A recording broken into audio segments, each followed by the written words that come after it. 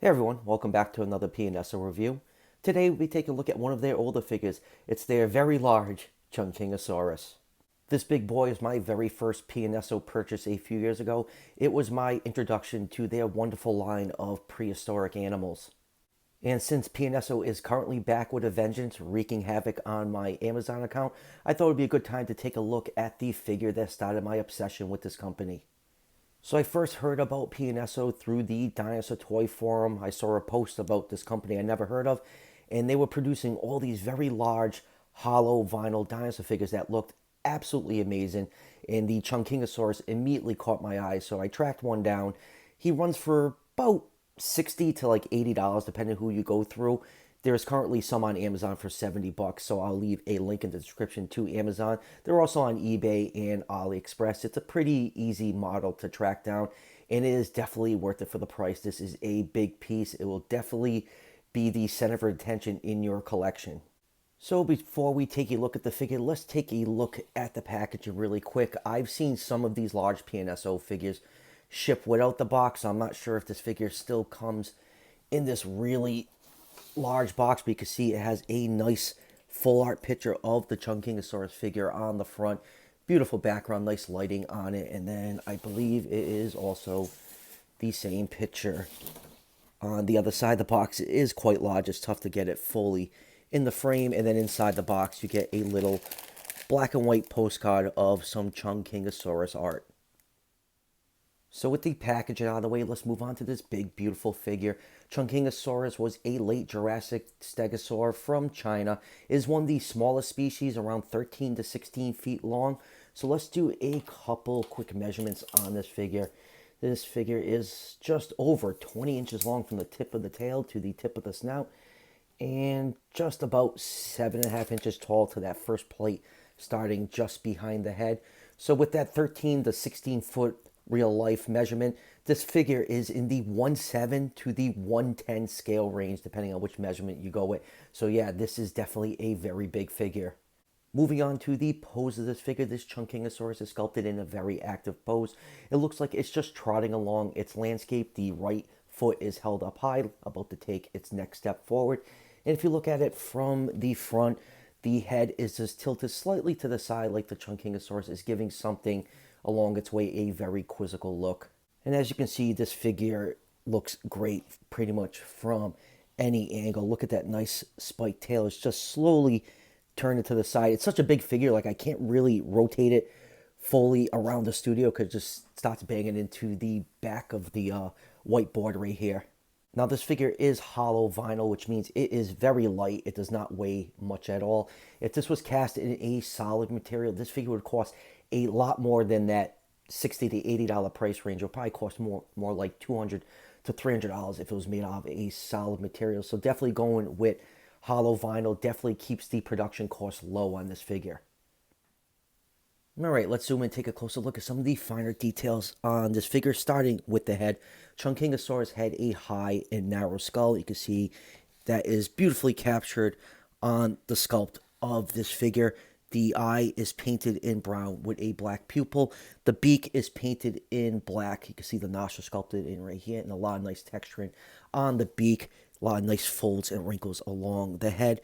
You got the osteoderm throat covering sculpted in really nice underneath the throat. Then you got some really large osteoderms that start on the neck that go all the way down the body, and especially all over the hind legs, and they continue all the way down to about the midpoint of the tail.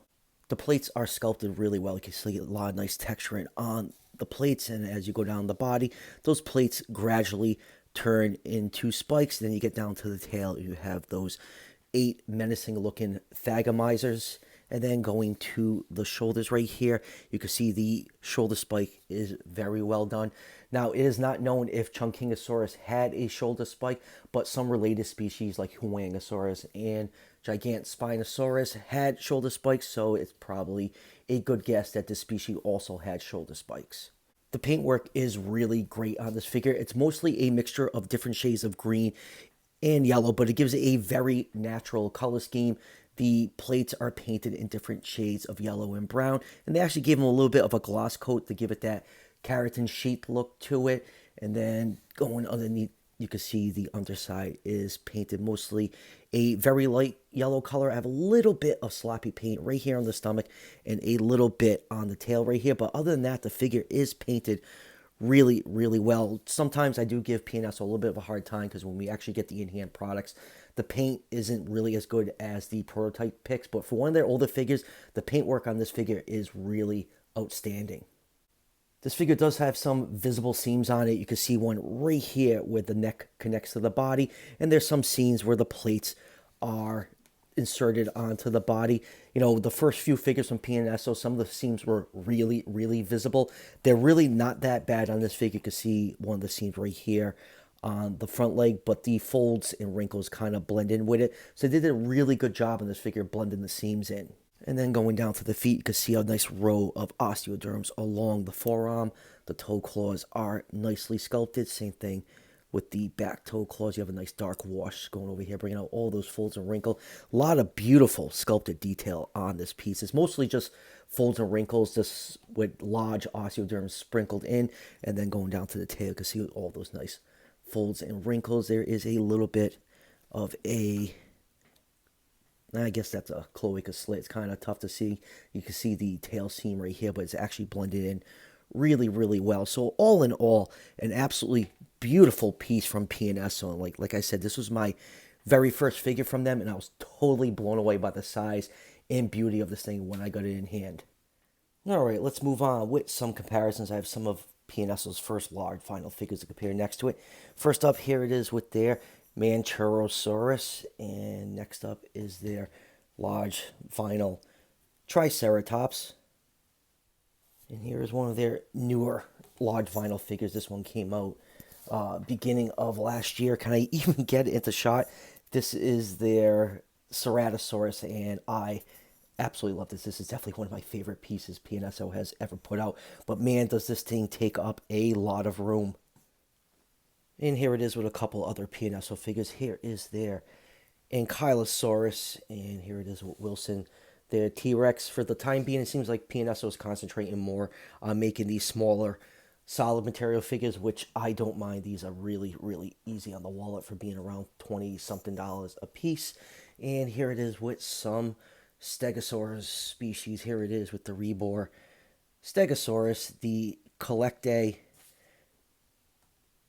Spinosaurus, and let me just get these two out of the way. Here it is with the Batat Dacentruus, the PNSO Mini Huangosaurus, which was known to have shoulder spikes. And lastly, here is the PNSO smaller Chungkingosaurus. This one actually came with the diorama set that came with the Yangchuanosaurus. So final thoughts on this figure. I absolutely love this Chungkingosaurus. For me personally, like I said, this was my first PNSO figure. It introduced me to their products, and this thing is just absolutely fantastic. It's big, it's well detailed, it's painted beautifully. So if you have the room, like I said, it is a very large figure. This is definitely worth adding to your collection. This is definitely centerpiece material. Wherever you display this, your eye is going to be drawn to it because it's so large. Plus, I absolutely love Stegosaurus. They're such a cool and bizarre species of dinosaur. It's nice to see one of those species represented in such a large figure. And like I said at the beginning of the review, you can find this figure on Amazon for around $70. I'll leave a link in the description. You could also check eBay and AliExpress. Right now, it's not that tough of a figure to find.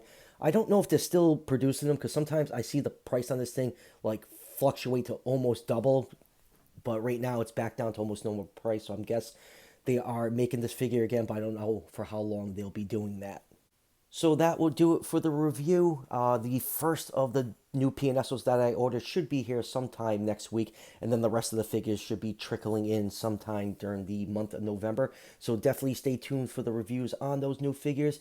And PNSO definitely isn't done this year. There's still 3 more figures that they teased a while ago that they have not revealed yet. So the assault on our wallets will continue. And as always, if you're enjoying the content on this channel, show your support by hitting that subscription button just below the video. Each subscription helps out the channel tremendously, and it's greatly appreciated. And I'll see you guys for the next one.